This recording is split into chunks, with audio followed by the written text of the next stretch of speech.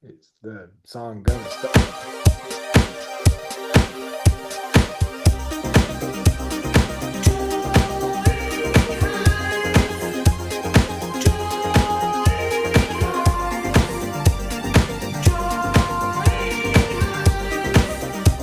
Welcome to Drawing Hive. All right. Hi, everybody.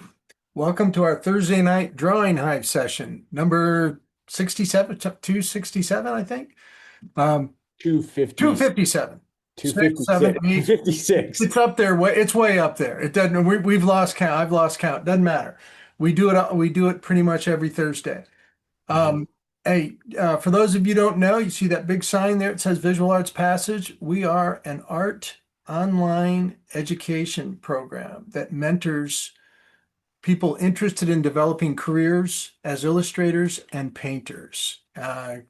So check us out. We're really good at it. And a lot of our community knows a lot about it if you want to really check us out. But check us out. I think you'll find it interesting. Tonight, we are doing summer blockbusters. And that's a beautiful Chris Payne illustration, who is kind of battling a little bit getting into the room right now, but he will be here in a few minutes. He's kind of a special guest tonight. Our reference tonight, Terminator 2, Arnold,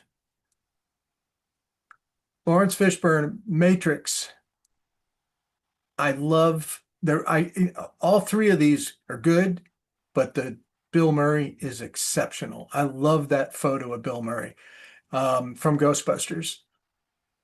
And then Alec Guinness from Star Wars. So we got some great reference.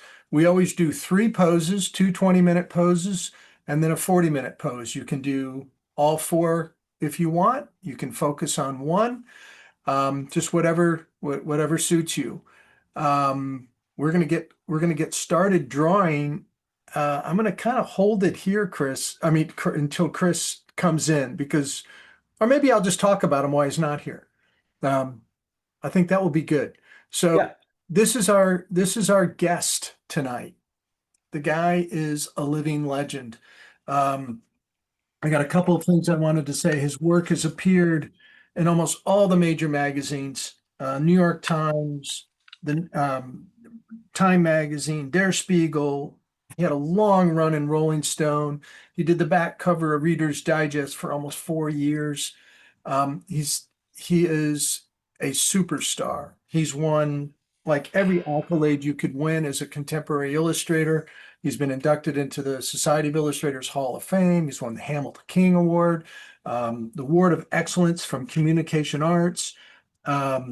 His work has been shown at the National Portrait Gallery, the Norman Rockwell Museum, the Mazza Museum, Cincinnati Art Museum, and many others. Here's some of my favorite things right here. He's also won the Distinguished Educator Award in 2012 from the Society of Illustrators. The National Cartoonist Society awarded him Illustration Award in 2002 and the Book Illustration Award in 2003. He has books published with Steve Martin. Who am I missing? John Lithgow. He's just done a tremendous amount and very deserving of being considered a great American illustrator. This is a personal series he did. He did all the state birds, kind of in the shape of the states, and pretty smart, a great idea for a body of work, and they're just stunning. Dale, I had to put the one on the left from California because of the landscape. Look at that landscape. The landscape's God. just, he's such a good designer. Yeah. And there's some fun stuff. The one on the left, he did in here, the John Prine. All right. We can get to drawing. Yeah, everybody. So if this is your first time joining us, please draw along. That is part of the deal. So we are going to be drawing 4 images tonight, 20, 20, 45, and minutes. Please post your work throughout the night. It's the best part, seeing everybody's art from this evening. And so use the hashtag on Instagram in your caption, Drawing Hive 24 or 256, hashtag Drawing Hive 256, and at Visual Arts Passage. Tag us. We'll check it out at the end of the night. We show it on the show. And it's my favorite part. And this is going to be a fun one. I'm excited for it. Wish me luck. I got to call Chris Payne and get him in this room. So I'm going to leave you with the boys, everybody. And yeah, I'm sure you guys will be able to handle it from here, but we're gonna get Chris in here no matter what. So Good knowing you, Timmy. Yeah. Next week. All right. The best part of the entire thing. I wish we had like a Timmy cam or see a Payne cam, because that's going to be entertaining. Can you make sure that part's recorded? Yes. Yes. Yeah. So what, I'll ask some questions. Scott, what are you doing? Looks like you got a pencil in your hand tonight. Yep, starting with Prismacolor drawing of Sir Alec Guinness, and then we'll see. I'm gonna probably add some paint to it. And if you add paint to it, what are you going to approach with acrylic or gouache? Or It's probably gonna be some gouache, maybe some watercolor, and a little bit of ink. I'm definitely going monochrome because I've just kind of learned through being Oh, on look the. at that. Look who came in. Oh, there he is. all right, Chris. Well, Nothing Timmy on. couldn't handle.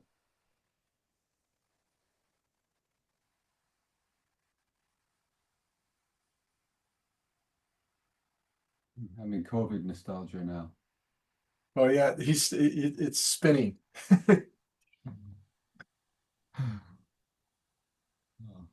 man, what a tease! Come on, Chris, come on through. I can hear what's happening. I know the verbiage really well. There are descriptive things being said.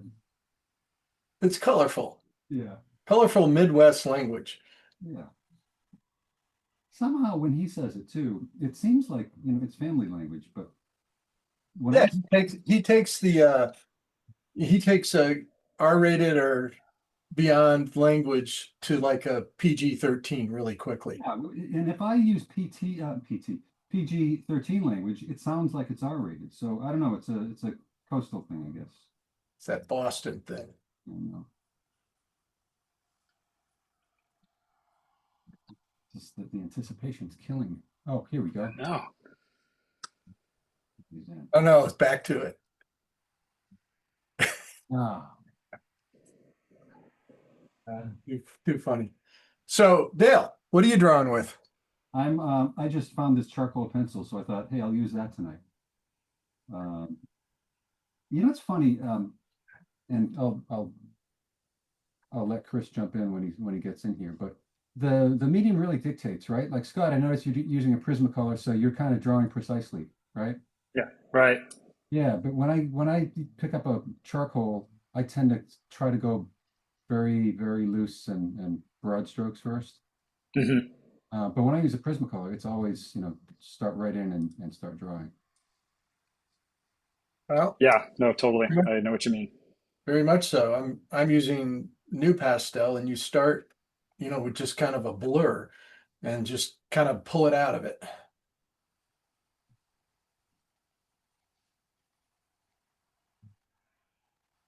All right. Hey, Chris, you here?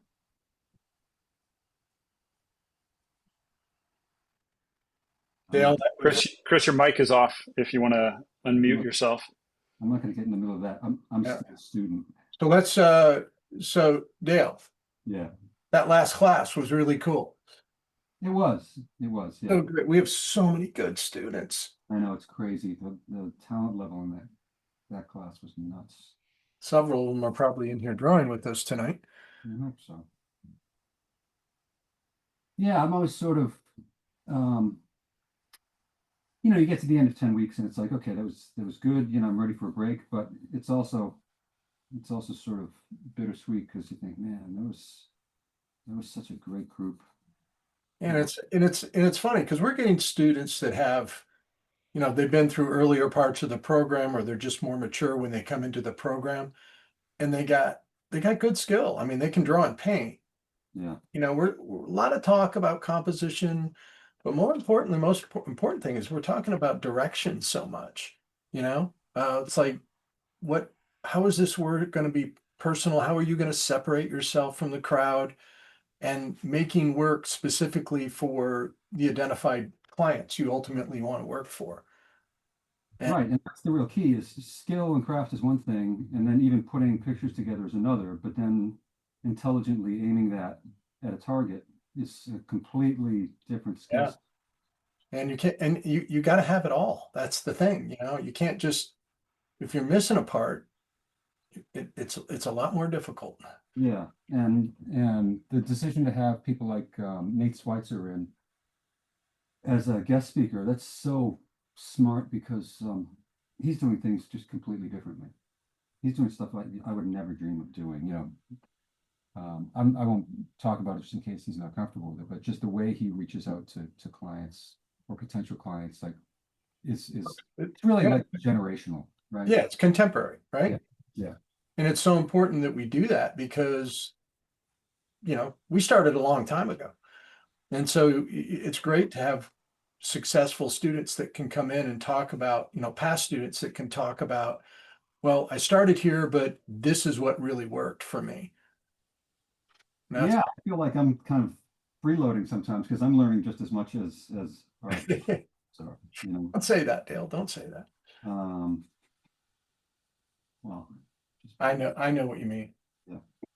Oh, come on, man. You've talked about being at the Illustration Academy and sitting next to Gary Kelly, and Yeah. you definitely one of the students at that point. Yeah. All right. My father, asked my father how to get started. And you just get a blank stare. Ask him how to solve a problem on the picture, though. You're going to get some good info. Yeah, yeah.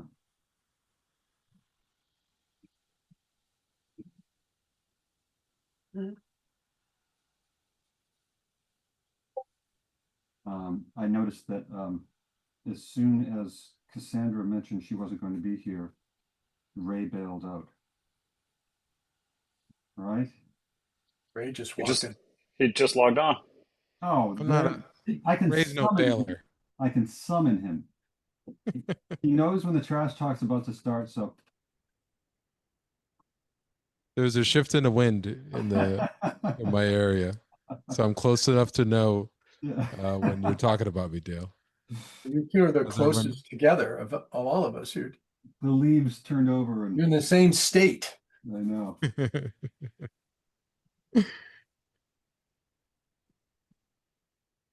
But we can't, we haven't hung out because Dale's too busy giving lectures all over the place.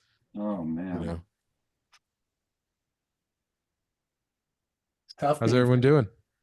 Good, good. We're playing the waiting game, seeing if Chris Payne's gonna break through the digital wall here. Oh no. He's here. He just he's figuring it out.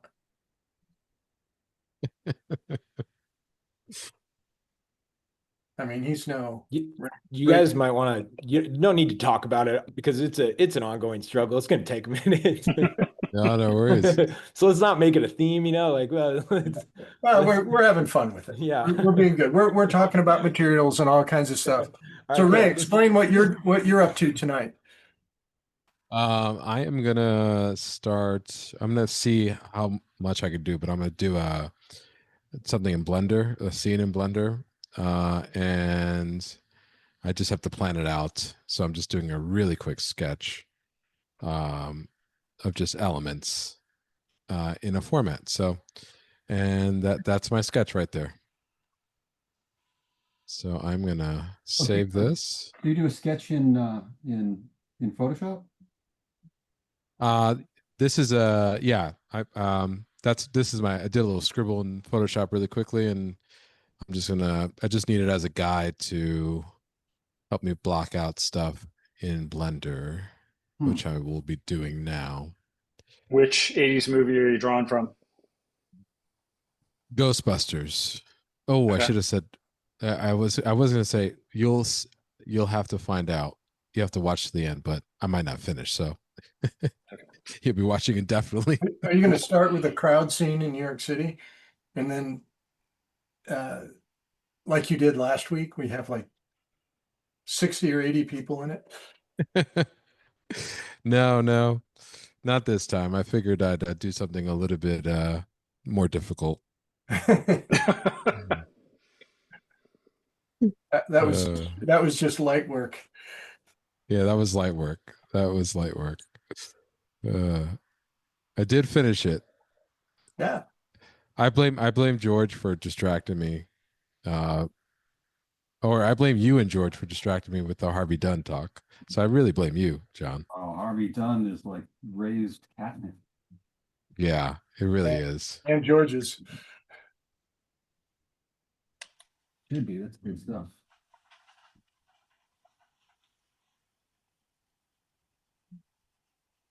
Right. So what is everybody? Did we go through the materials yet, or? Yeah, we kind of did. Oh, okay. Prismacolor pencil for Scott so far, and charcoal pencil for Dale so far. And I'm drawing with pastel, and I'm going to try something really funky here in just a few minutes. Oh, nice. What are you going to do? I am going to put wax and oil paint over the top of it. Oh. But I got to get my drawing right. What color? I mean, it looks darker. What color pastel are you using? I'm just using I think it's a sepia, Oh, okay. either a burnt umber or a sepia. So does that get into the color that you're using much? Does it pick it up? And I did. Can you see that? Oh, you can't. I got the wrong camera on. I'll change real quick. After drawing the other night, George and I stayed up and painted figures. Can you see that figure on the top right? Yeah. Yeah. A Let me see. little small. That's a pastel with oil paint and wax over the top of it. Oh, So cool. good. I'll grab it. It wasn't my best drawing, but it's kind of fun that it takes them to another place real quickly. Oh no, should have done that. I got like 20 drawings here. I was going to break a hip. I'm gonna break a drawing, is what's gonna happen. I have like 15 drawings underneath it.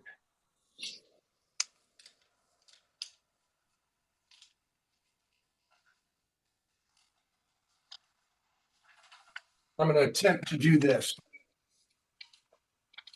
If you can see that. No, I changed cameras again.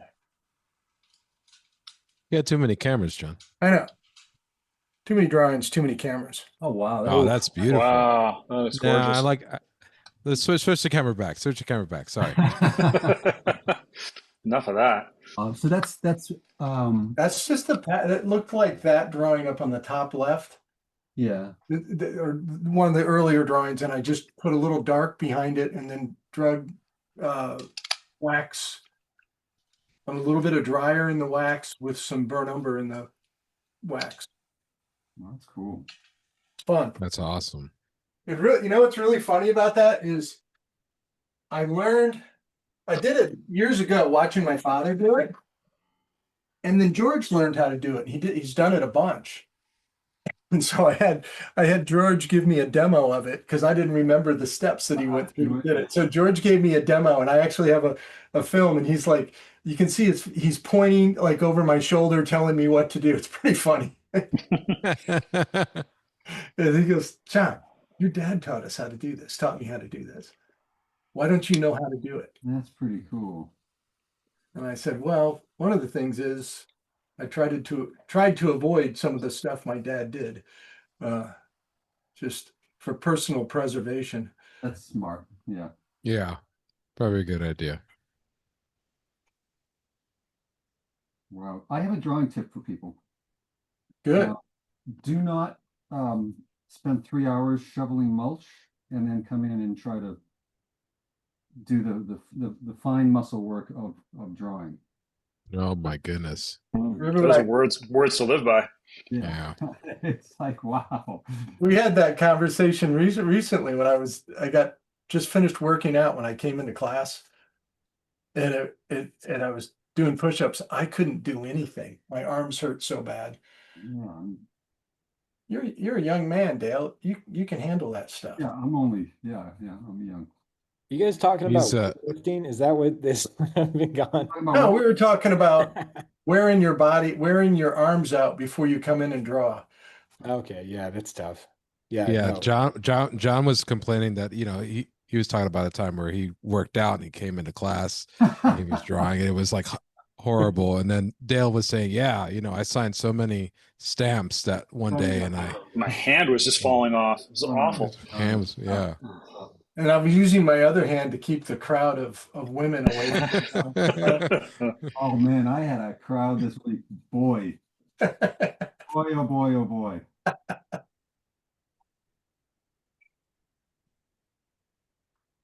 Well, we could stream me and Chris's phone call, and I think everybody would really enjoy that. Oh, that'd be awesome. I would love to hear No, we're gonna get him in here. We're gonna get him in here. It's gonna be fine. Everything's fine. that. Just keep manifesting, Timmy. Everything's fine. I said Meanwhile, everything's Timmy's IED is like, going off in his ear. We can hear Chris in the background. Oh man, I wish I could hear that call. Gil, your audio is a little soft, by the way. Oh really? Hold on, I'll see if I can. He was just being quiet. Voice gets hoarse, saying thank you and Thank you. the Thank you. crowds, Is this any better? Perfect. Yeah, it is better. Yeah, you're louder now. Yeah, but perfect Ray means you can't hear me at all now. Wow.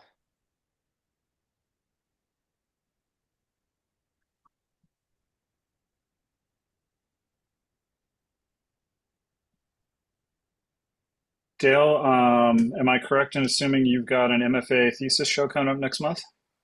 Yeah. Yeah. How are you feeling? Are you done? Or are you still working on Oh yeah, work I've been for it? done. I've been done with the actual work for months. Wow. Okay. And then it took about a month to write the actual, the actual thesis text. Mhm.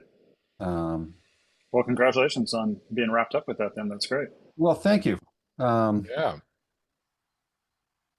Chris is our director, so I'm brown nosing by coming in here tonight, and so far it hasn't worked.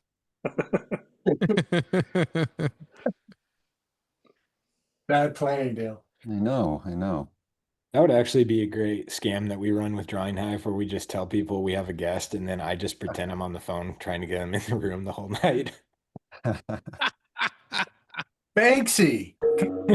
You can't get your camera on. Oh my goodness. That might be the greatest idea in streaming history. Yeah, then Streaming history. I think we could get Jenny Seville in and Yeah. maybe David Hockney. I don't know. Gerhard Hock- Richter. Hockney would totally have problems logging on. I have no problem believing that. I don't know. He was the first guy to do a New Yorker cover with an iPad. So I mean, That's true. he's got a team helping him. I totally agree. Yeah. Yeah. Gerhard Richter. That would be the one. That'd be interesting. For those of you that don't know, great painter. I think he's the highest selling living painter alive. Didn't he stop painting? Is that what I read? I don't know. What? I haven't read that. Yeah, I heard he's. Sorry. You can't find any more squeegees. Yeah, I heard he stopped painting. I forget where I read it. Probably the internet, which was, I mean, really. Well, if you want to know, why he stopped painting, tune in to Drawing Hive. He might show up. We'll ask. We'll ask next. We'll ask. Sorry, folks. Scheduled guest Gerhard Richter is Jeez, delayed. this has never happened before. He's delayed. Just hold on, and he'll be right here.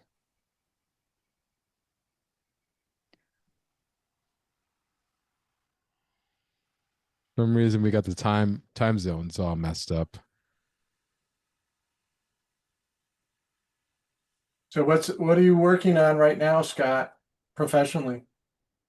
Funny at the moment, I've been trying to finish up a piece I'm getting close with for a gallery show. But one of my colleagues at the college where I teach is just a fantastic printmaking professor, amazing screen printer. And she's been encouraging me for years of like, you should really try your hand at screen printing. And so I set aside much of last week to finally get into it. So did kind of a digital recreation of one of my toy still life paintings and kind of converted it into a more of a shape based approach. And we have been painstakingly moving through the process of producing just a very small edition. It'll probably end up being, honestly, by the time we're done, if we're lucky, we'll have five really solid prints of it, but all silk screen. So that's been fun and also really challenging. The amount of steps involved with it are much more laborious than I had ever anticipated. So it's been a real education. Huh. So I'm working on Nice. that. That's cool. That sounds If it's interesting. any good, I'll show you. Yeah. It's the first time you've done anything like that? Yeah, yeah. I mean, I had actually taken a printmaking class in college, but it was, woodcuts and monoprints, and that was it. So I was fascinated by silkscreen specifically because how much you can do to kind of digitally manipulate a plate, and I'm very digitally proficient. So I thought it'd be a piece of cake, and it ended up being more of a learning curve, than I thought. And then just the actual process of, I mean, the really hard part of screen printing is registration. It's just getting your Yep. layers to Yep. line up, and tons of, we're printing with pretty old school apparatus. It's not like an actual serigraph machine or anything like that. Like we're pulling every color and layer by hand and having to line up each one. And so anyway, we're 3 out of 8 colors Yeah. in, and we'll get it done in another week or so. Oh, that's cool. I think it's great. I love listening to illustrators that are Built-in chasing other microphone things. by H Pro, Oh my God. Is that Adam? the built-in. That's Chris. Oh, it's Chris. Oh, okay. I thought I was me. hearing Adam there for a second. Yeah. Hey, Chris. Hey, John. Hey, Chris. Hey, Okay. Chris. Bye. Welcome. Thank you. We have no idea what we did. Well, you don't. No, Timmy doesn't know either. I was gonna say, guys, I can give you. I'm gonna guess Timmy does. Timmy does not know why. Oh, I just want to give a quick introduction and say, if Chris was any better at Zoom, he would be less good at drawing. And Oh, so, that's good. yeah, that's There you how go. it's been. That's So the trade. these are the trades. This is the trade that you get for mastery. So, Uh, really excited to have you here, Chris. Even though Thank you. maybe, It's even been- though maybe you're not super happy to have gone. No, I'm happy to be here. It's crazy why it took so Yeah. long to do this and just why it behaved this way. Well, you know what people have been wanting for a really long time is the last time when you were a regular on Drawing Hive, people got used to. We had a segment called Chris Payne Gripes, and I'm glad that we could launch this off with a gripe, which is Zoom sucks. Well, you remember my last one, what my last gripe was. Yeah, it was mask trash. What? It was those daggone things that people pick their teeth with and throw them in the park. Yeah, I remember. Okay, yeah, that was it too. I like it. I Yeah. like it. Toothpick trash. I Anyways, like Chris, that. before everybody connects and we start talking Chris, I just want to have everybody move on to the next image. Chris, you can ignore this. Happily. Okay. Happily. So it looks, let me ask you a question. I'm gonna really quick. I'm gonna give the audience. It looks like people are all drawing different things. So you can draw whichever one of the 4 you want. Absolutely. Don't Okay. confuse the audience. Don't listen to anything we're talking about. But Everybody, we are moving on to the second image, audience people. Moving on to the second image, please post your work to Instagram. It is hashtag Drawing Hive 256, hashtag Drawing Hive and have visual arts passage. Please put that in the caption, post it to Instagram, and we are going to check it all out at the end of the show. Do it now. It's my favorite part. We're going to see a lot of art tonight. There's a lot of people that showed up. A lot of people showed up for you, Chris. This is a nice little, like, we had some Chris Pratt, Chris Pratt, Chris Payne roadies in the house. This is great. Wow. It's Chris Payne. Of course you do. Hey, Chris. Yes, sir. I did a very complete introduction, just to let you know. Talked about your books, what you've done as an illustrator, some of your accolades, and I just wanted to say thank you for doing this. It means a lot. It's a pleasure. It's nice to be back here. I think I told you in my little send off, because the reason why I was up missing on Thursdays was because last year I was, involved with the board of our local Elks Lodge. And we were always having our business meetings on Thursdays. So now I'm no longer that. One of our biggest competitors, the Visual Arts Passage, is the Elks Club. Hey, but the Elks, believe it or not, are in Kansas City this week for their national convention. They're throwing water balloons on people in downtown Kansas City right now from the hotel. I just want to tell everybody, please use the chat. I opened it up to everybody. First of all, it's fun to tell us where you're joining from and what you're drawing with. But also, we got a lot of, the panel is stacked tonight. Please ask questions. The conversation will kind of twist and turn as where it might go, who knows, but if you ask questions, you can kind of control it. You'd be blown away by how much control you can have. You'll be happy, Timmy. We've been talking about materials and all kinds of good stuff. I had it muted because I was talking with Chris. Every time I tuned in, it was something about like, yeah, I was doing curls earlier. Well, yeah, we had workout talk for a minute. That's just your guys' luck. Yeah. I was doing push-ups. Doing push-ups, man. Someone asked, what's John's method of using wax with oil? Did you already talk about that, or? I haven't. I'm almost to the point where I'm going to put some lights in this face. Okay. And then I'm going to drag some wax and oil paint over the top of it. Cool. Nice. Chris, I think everybody always asks this, and it's always interesting when you have a new artist in the room. When you start an image, what are you thinking about? Like when you first have a blank page in front of you? Well, if it's a singular thing, it's a shape. So I started getting this part here around that. And then if I can define some of that, then it's kind of like, I describe it, every state has its own shape. Ohio, Kentucky, Missouri. So Missouri, so you if you're drawing Missouri, where does Columbia belong? Where does St. Louis belong? Where does Kansas City belong? Oh. And as long as you got those borders put down, then you have an idea of where things belong. So like right now, I'm playing with this, and then you can play around with your distortions too. If I want to make his head a little taller, kind of like a cone head from the Saturday Night Live, I can do that. You can make other adjustments. I was just out at the Air Force Museum with a bunch of the aviation artists, and we were drawing the various planes. And that was kind of it, get the shape of that particular plane. And then you can start getting all those funky little details that are there. So Chris, I know you've drawn all of the states as birds.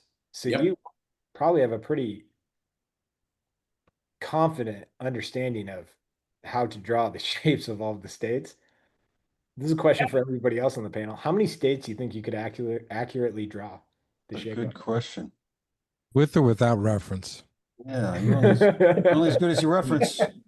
Well, obviously, states like Wyoming and Colorado and Kansas, Utah, those are easy. I think I could do pretty well with all of them. One of the states that are tough that are really odd shaped, like Maryland. Yeah. Maryland's a Somebody in the Yeah. chat said that. crazy looking state. Chris, I showed two of your state birds when we opened up tonight. Oh, okay. Showed about 6 pieces, and the California one, the landscape in that Just amazing. is Oh, thank you. that is a beautiful piece. It Thank really you. is. Well, that's the other thing that's fun about it is it allows you to kind of work because, you know, I've never considered myself a good landscape artist. And so it's fun to be able to tap that and give yourself options to try different things. Because when you're dealing with, you know, the landscape of Oregon versus the landscape of Maine or something like that, it's fun to play with that.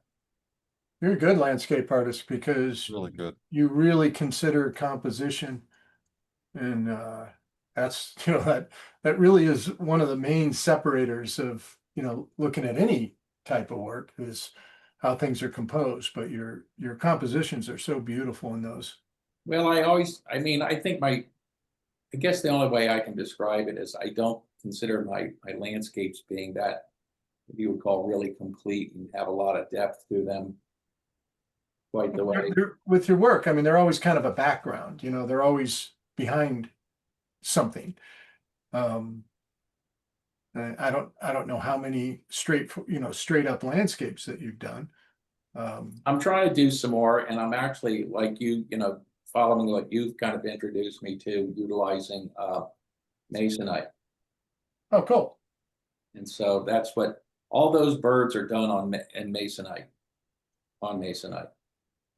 I've actually gone, like in most of the bigger paintings I do now, I do almost everything on birch panel, and really like the feel. And what I like more than anything, you can get a cradled panel and you don't have to frame it. It's done.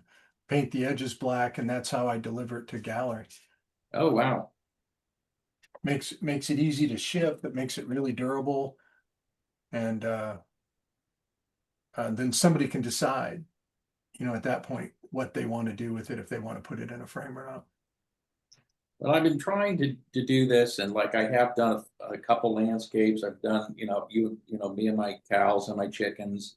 Done a sheep and a pig, and I want to do more of that. I kind of decided to try to stay within my own turf. I'm in Ohio, so it's sort of foolish for me to do a bunch of paintings of the Rocky Mountains or the ocean. Yeah. You You and my dad, what did he paint at the end of his life? He painted horses, chickens, and cows, and a few houses and some distorted figures.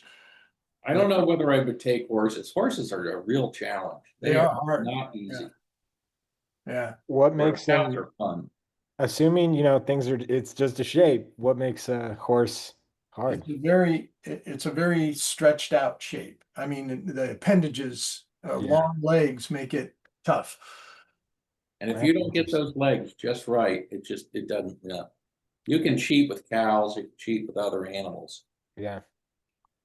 Chris, someone asked, did the bird series, did that end up in a book or as a? I'm still trying to find a publisher, but I'll tell you, the toughest part about that whole series has been, since I did it, trying to find a publisher but finding the time to sit down and write and create letters and send things, because I've sent them off. I even sent them to an art director from the stamps, because I thought they'd be nice stamps too. Yeah. And you send things out and you get nothing in return. Yeah. I've sent to probably 4 or 5 publishers, and one of them said, "Well, I don't think this would be right for a children's book." I'm saying, I never wanted it to be a children's book. It's a bird book. I think we're going to pass on this screenplay, Mr. Payne. Yeah. Why did you submit the bird book to Lionsgate? Well, no, it was to another publisher. Yeah, no, I know. Yeah. But they do a series of books, and it just, Yeah. That's interesting. So When did you start that project? Oh, a few years ago, but Yeah. the thing was, it was a product of something that happened probably almost 10 years ago. I was Yeah. part of a show. John, you remember my bull in bib overalls? Oh, yeah. And that was part of the same show. And it was a series of paintings for a gallery here in town called Fresh from the Farm. And so, I knew there were plein air painters, and I'm not a plein air painter. And so I try to do plein air painting. These guys are going to blow me away. I'm not a still life painter. And there were some wonderful still life painters, so I didn't want to do that. So finally, I just said, you're an illustrator. Do what illustrators do. Just come up with ideas that tell kind of a story. And so I just wanted to make all the images in the shape of a square. And I started developing ideas. And finally, I said, I want to do a chicken in this square format and make it as big as I can make it to fill the format. When I got the main sketch done, I looked at it, damn, that thing looks like the state of Ohio. So I said, well, let's flush it out and really make it look like Ohio. And so put it in the show, and that piece sold within 15 minutes of the show opening. Nice. Wow. And it was just crazy. And so then later on, I was part of another show. And so I said, well, if it worked on that one, I'll do another chicken, just to do a different breed and different background. And I did it and posted it on Instagram, and immediately somebody called and said, can I buy that? I said, sure. And Nice. then I did another one and somebody wanted to buy that. So then I thought, well, I wonder if I could do a cardinal. So I did a cardinal, and somebody said, can I buy that?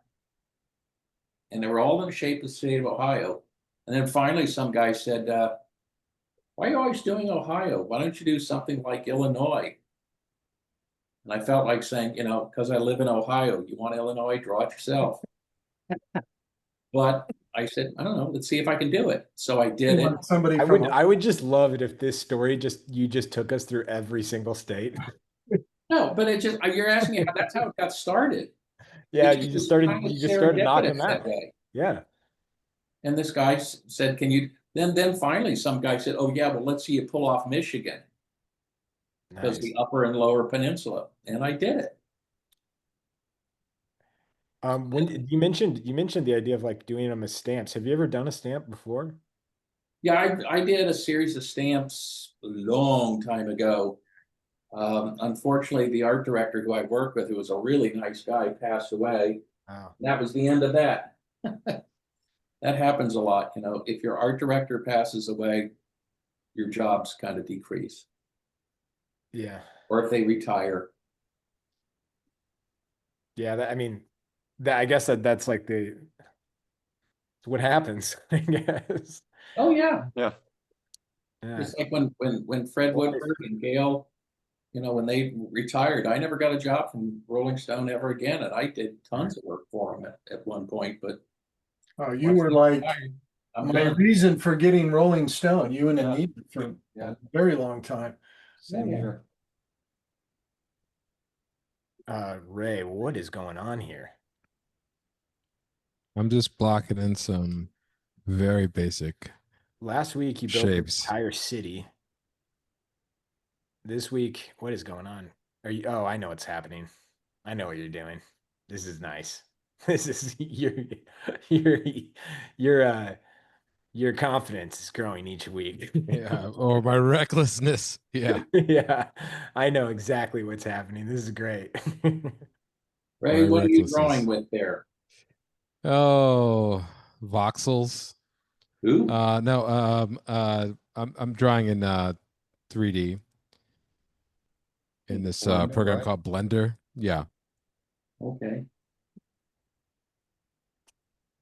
It's basically just a quick, just trying to do a quick maquette. We're getting the Michelin Man. Is that what's going on?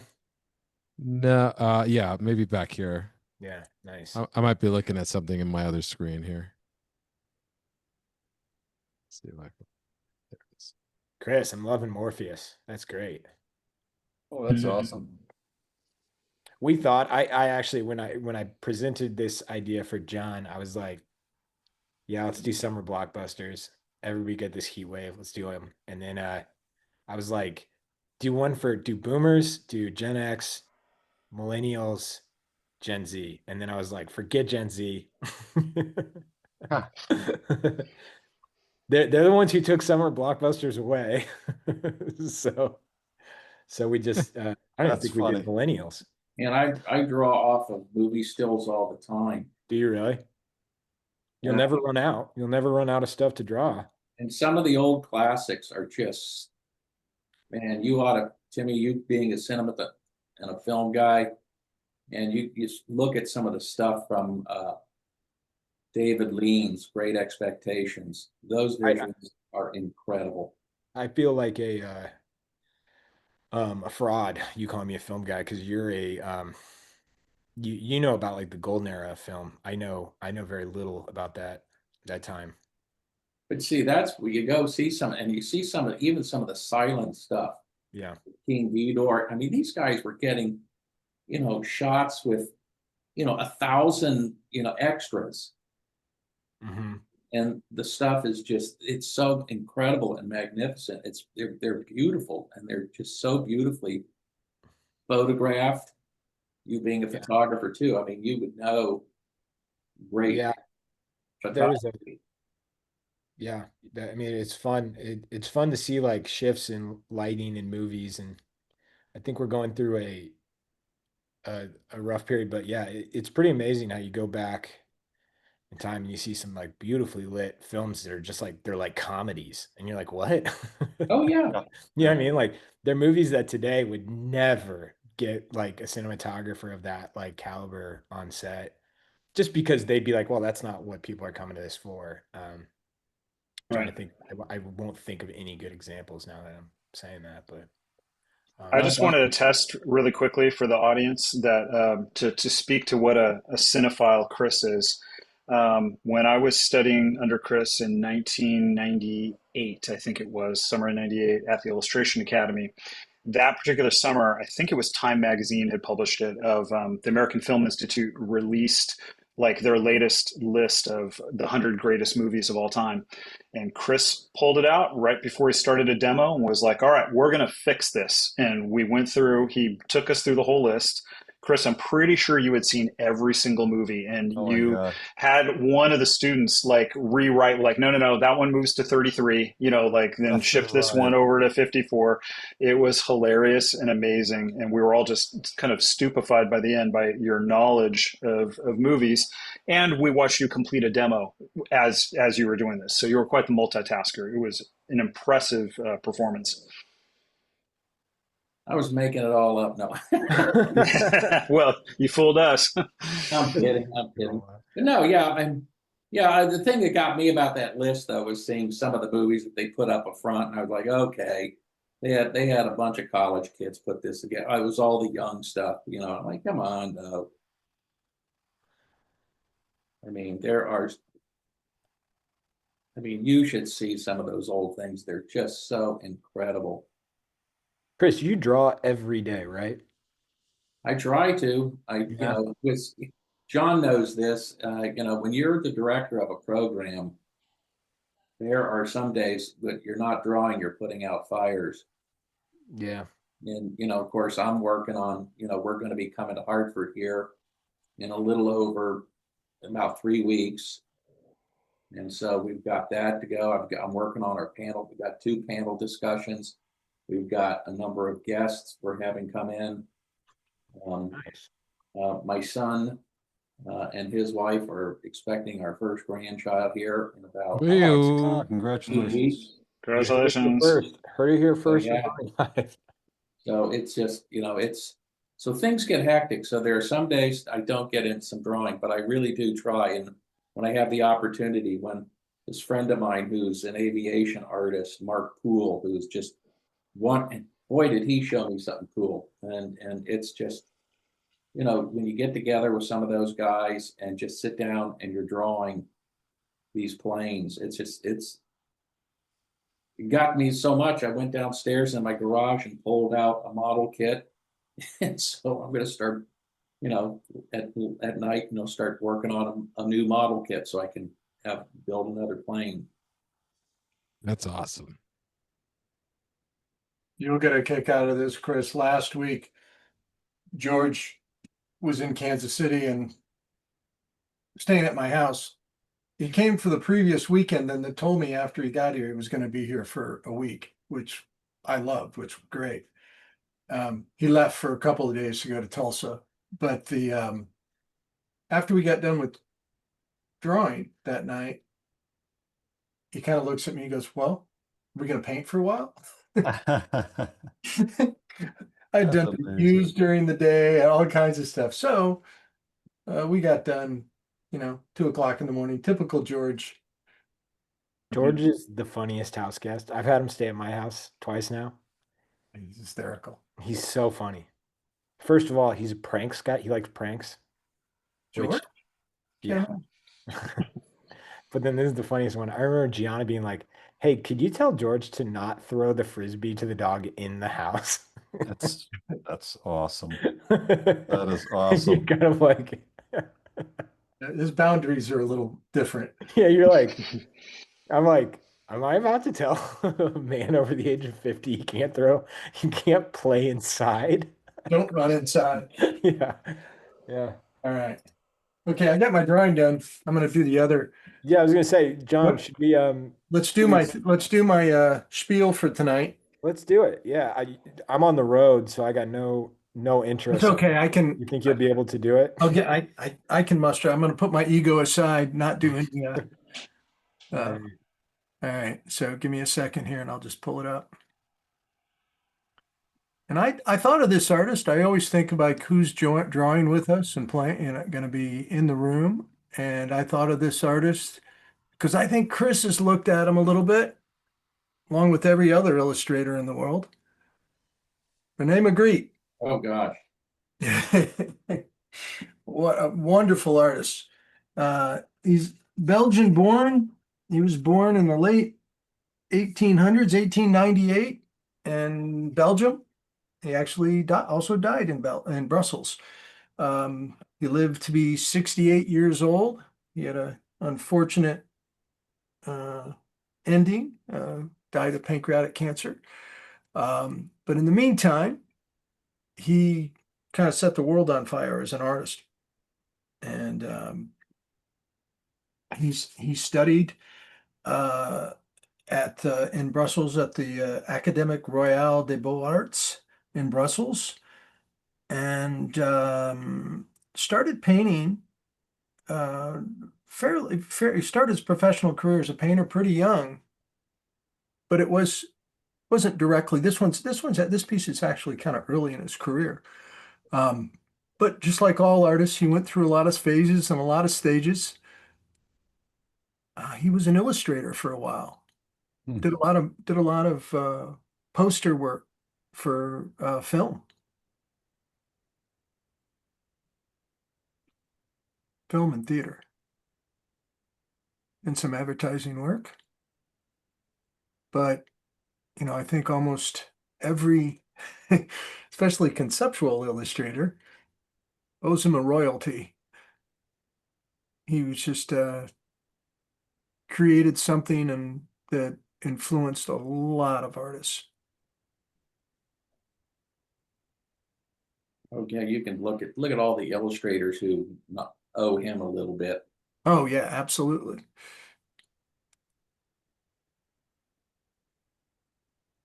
Really good thinker, problem solver.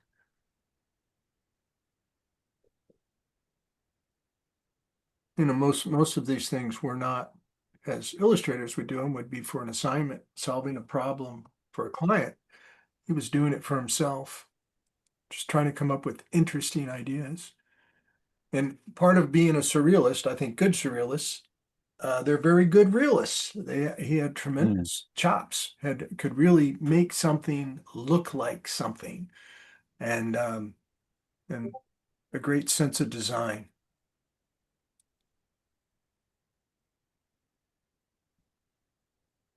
really fun to go. I love like just focusing in on an art. I spent a couple hours going through a bunch of work, and this is, except for the first few pieces, because I didn't want him to be so foreign to people they wouldn't know who he was. Most of this is fairly chronological.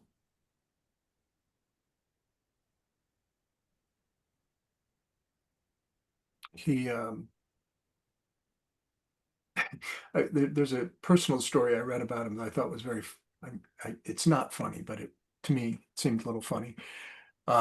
He had an affair with one of his muses, his models, and he asked his friend to distract his wife, who ended up having an affair with his wife for years. Huh. And there was That's awesome. Well, she's distracted. he Definitely distracted. distracted her. Mission accomplished. Yeah. And so they separated for a long period of time, but then they came back and lived together afterwards. That's cool. I thought that was an interesting story. Not that distracted. That's right.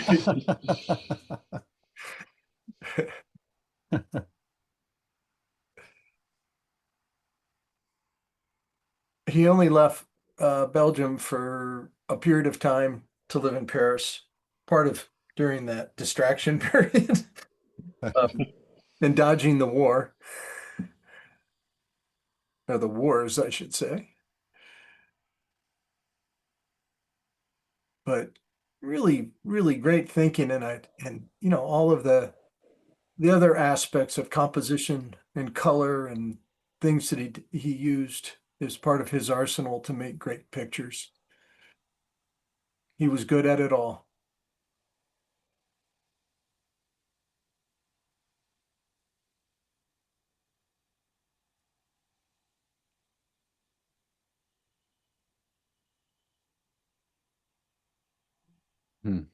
Yeah, you can see a lot of who was that illustrator? Was it Oblinsky? Yeah, Raphael Raphael. Raphael Oblinsky. Yeah, Yeah. Raphael Oblinsky. You could definitely see a lot of influence there. Yeah.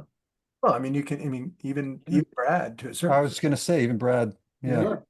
And not, interesting too, especially something like this. It wasn't just not just the idea, it was just the visual look itself. Yeah. The really, distinct color, the simplicity of the painting. That's definitely him. Yeah. He was a man and a bowler. That was his thing. Gosh, and so many painters and just pop culture too. How many album covers, Yeah. My God. Yeah. yeah. They say that Apple, the Macintosh, that they look to him as influence.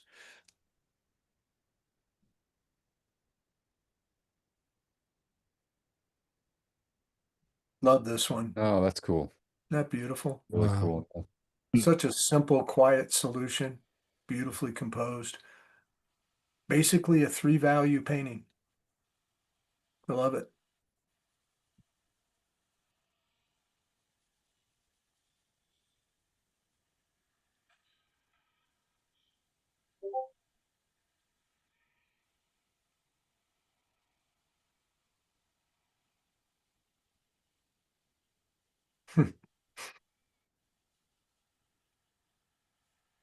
Definitely all the way through his career, some very symbolic things that just kept reoccurring. No, I don't know that much. I mean, I know his work, of course, but I don't know that much about him. I don't know if there were actually, themes, emotional or Yeah, I um, try to remember a few of the titles. I don't do well with that, and so I won't try. I'm sure I'll get them all messed up, but uh, I think you could. It meant more when you were looking at the titles. yeah. Things tied together a little bit.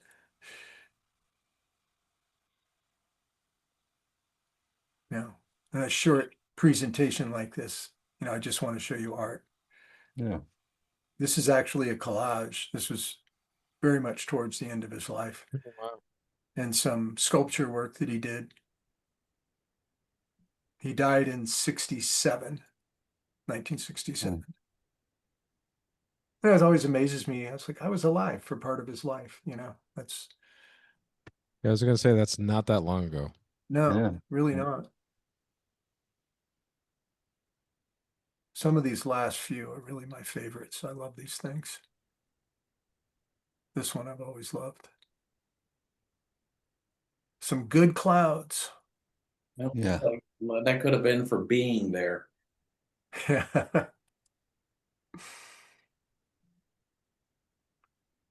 Yeah, you would think of Peter Sellers in Oh my God, I that love. shape, that silhouette.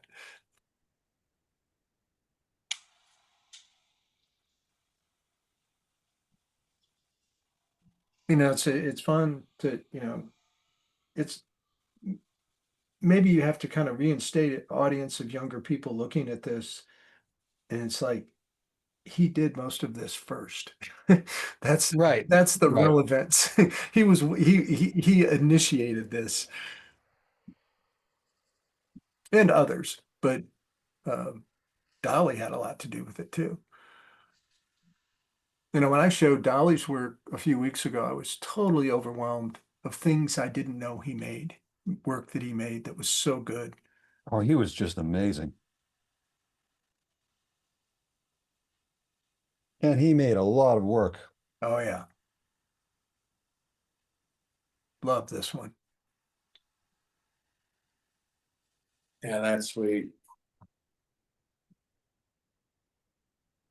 All right, so this is the Magritte Museum in Brussels. It's a few shots of him working in his studio, which is interesting. I don't think, you look at his studio and they showed like 7 or 8 shots of in his studio. It's not really like a formal studio. It's like he's painting in a living room somewhere. He's got like the art supplies are very contained. Oil painting can be that way. But it's all neat and clean and looks like it's just in the middle of, where he lived. I Not was like gonna say it's Francis not. Bacon. No, not like Lucian Freud and Francis Bacon by any means. I know. Chris, Raymond you get a Bonilla. kick out of this. I did a Francis Bacon talk a month or two ago, and at the end I showed his studio. And the part that just got me is the shot in the studio. I made sure I showed one where it had all of his process work, his thumbnails for the recent painting pinned up on the wall. And it was like somebody that was that expressive with his work was doing thumbnails. So that's Awesome. great message to everybody. Yep. Anyway, so that's my little talk tonight. I hope you enjoyed it. Great artist, René Magritte. Good stuff, John. Thanks. That's awesome. Thanks, John. Well, I know certainly Chris would not deny looking at his work and Oh, being God. influenced, and it's like every contemporary illustrator has looked. We all owe him a great deal. Yeah. All right. Like I said, sorry about the lighting in here. It's not great. I'm drawing in the living room or in the dining room because, like I said, Wi-Fi downstairs has been misbehaving. Well, it worked from Magritte. Yeah, I was gonna say maybe that's why Magritte painted in his living room, right? The Wi-Fi was It better. was the Wi-Fi. Yeah, it was the Wi-Fi. I hear he's very good with technical skills. Magritte was? Well, yeah, great with technology. Yeah, the telephone, he could dial it. Yeah. I don't know. I'm a little concerned. My mixture I'm taking out of the freezer. I think I'll be okay. Oh boy. This is when caution goes away.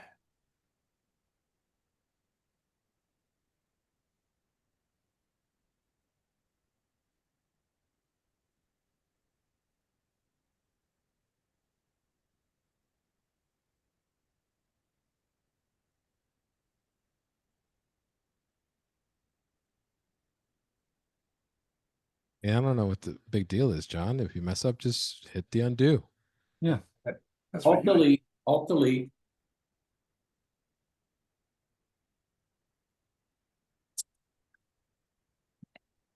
Now, John, have you guys talked about that series of history of illustration, unsung heroes? Not really. Are you familiar with those videos? Yeah, we you're that. it's Go ahead. good. Sorry. Well, I said, Chris, you were the one that actually turned. Yeah. I mean, brought it up in conversation years ago, but it's worth mentioning again because we hadn't mentioned it since.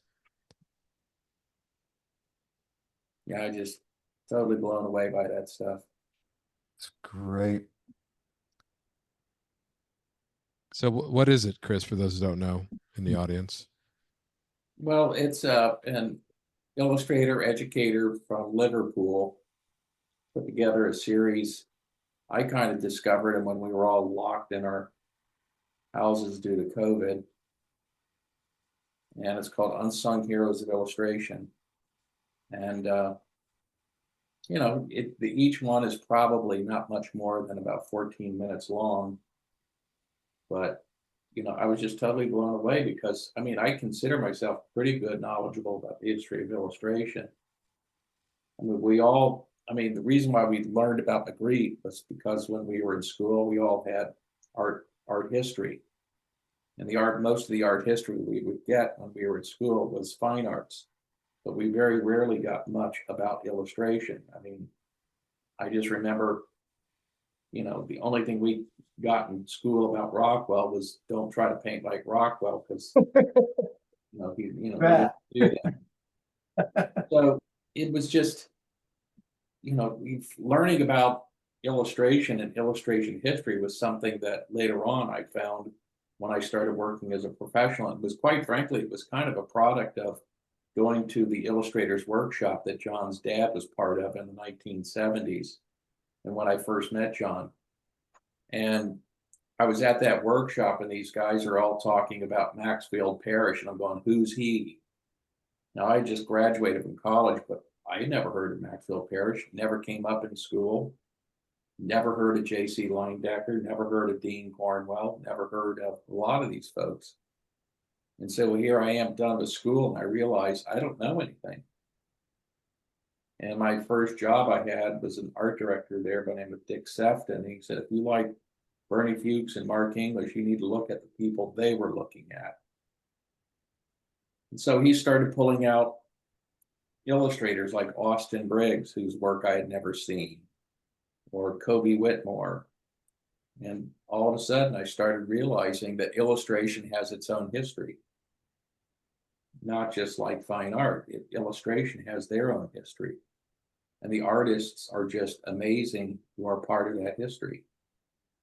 And that's where I really started to learn about illustration and how I learned by studying, great illustrators like Wilson McLean, who was a big proponent, Wilson McLean and René Magritte, folks like that, Charlie White III, all these illustrators whose work, you loved. And so this guy started this series, as I say, about illustration history. And it's such a great resource because a lot of these illustrators, it's really hard to track this stuff down.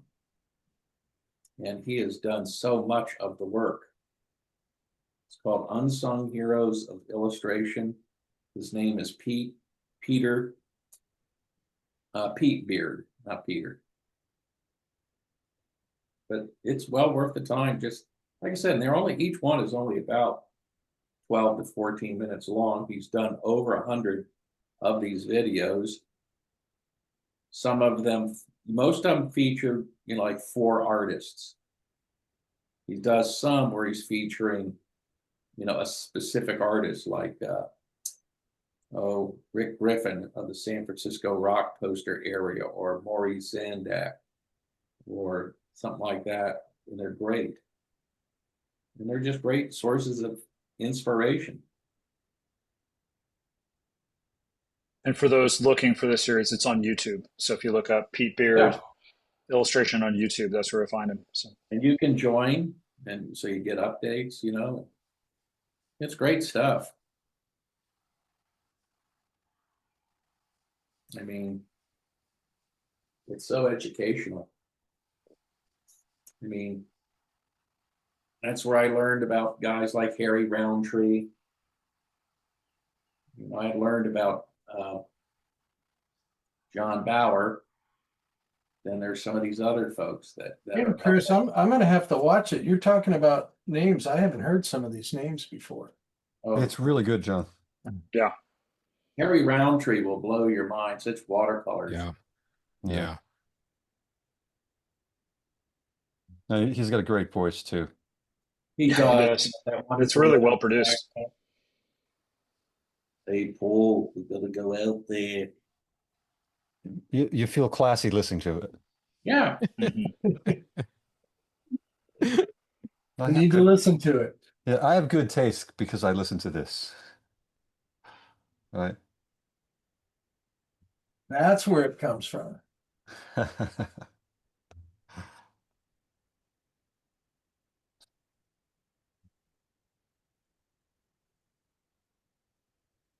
Well, I've taken a pastel and made the beginnings of a painting out of it.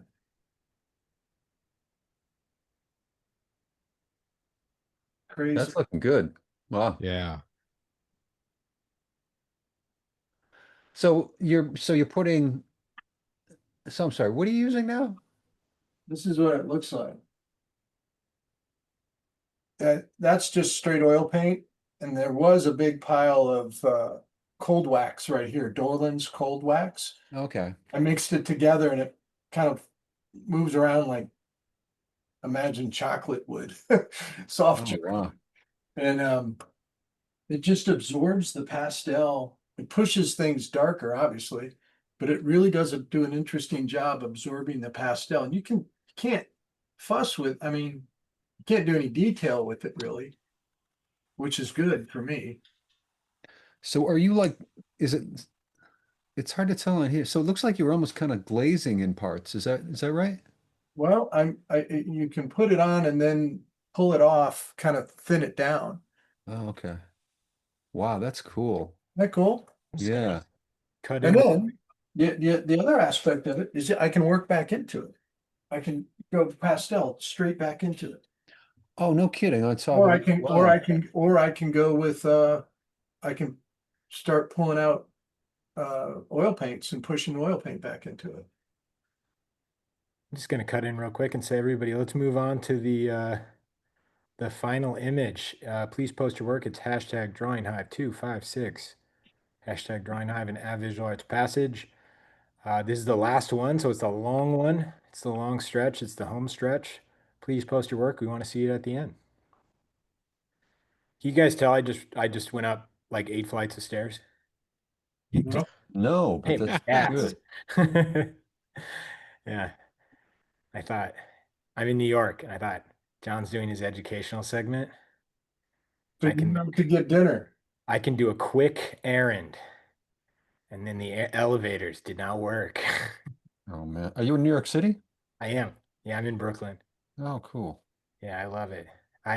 You know how I know I was in Brooklyn? I passed by a I already forgot what it's called. A plant-based butcher shop. That is how you know you're in Wow. Okay. Williamsburg. So are the Couldn't tell you plants any more than what it was called, Dale. are the plants grass fed? Don't do drugs, kids. I'm gonna say, how do you slaughter kale? I know. Yeah, right. All of the basil is ethically and humanely raised Yeah, well, and you know what I will harvested. say is it's not an actual butcher shop for animals raised on vegetables. It's not. That's what I thought originally. I thought surely that's what they mean, and surely that is not what they meant. No. No, Huh. no. Then I reminded myself, you're not in Kansas City, you dummy. Yeah, yeah. Yeah, no. Timmy and I went to Portland years ago, and he turned me on to the series Portlandian, Oh yeah. and That's then good stuff. very quickly there was a kind of the same kind of lingo that was being thrown around just now from the group in here. And the punchline for the scene was at the end of it, the guy was asking about the eggs he was getting, and Oh yeah. chickens if they were free range. And at the end, he said, "Well, were they well socialized?" Yeah. Were they lonely? Were they sad? Yeah. Um, so do all have all of you guys spent, I mean, Ray, obviously you were embedded in New York. But have all of you guys spent quite a bit of time in New York? It's, I would assume I have. the whole crew has. A little bit, yeah. Do you like that or do you like some space? Do you like to be able to, I mean, Dale, I can imagine you'd like to be able to extend your arms in a room and not hit a wall. Yeah, I was lucky. My New York experience was freeloading off of my mother when she lived there. And they Yeah. had a really nice, like 2,500 square foot place up in Oh my God. yeah, up on the upper west side. Oh my God. Like in, whoa. Yeah, yeah. Well, my stepfather was working for the NBA and he was finally making a couple of bucks. Evidently. Yeah, that's Yeah, great. I mean he didn't as a player, but he did as a executive, so they had a nice That's place. amazing. So I would, I mean, there was one point where I lived there for 2 months and Is that didn't see 80s? them at all. 80s? Is that 80s? Yeah. Nice. Yeah, so That's when it felt dangerous and was and dangerous. was dangerous. Oh my God, I'm being a total what's the it's a shining gem now. The south South Street Seaport. the southwest corner of Central Park. What's the lake God. I won't be able to help you. What Columbus, square is that? around Columbus Circle. Columbus Circle, thank you. God, I'm gonna be Gianna 61 on went because she Saturday. said it. It was a toilet, and now it's just like this shining jewel of a Yeah. oh my It's a God, it's nice so bidet. beautiful It's a now. nice bidet now. Oh, it's yeah, it's Yeah. gorgeous now. But wow, was that like a woof? Yeah. So it wasn't what it is now. Yeah. I envy the like old New York stories, but Yeah.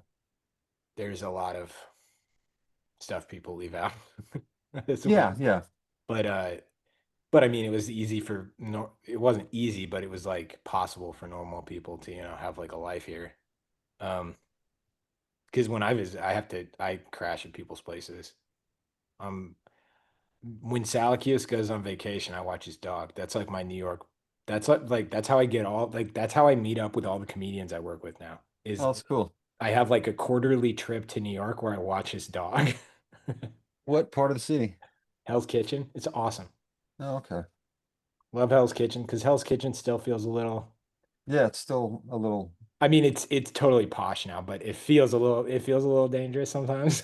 Yeah, there's a patina of Of what past it used to danger. be, you Yeah, can see patina it. of past danger. Yes, yeah.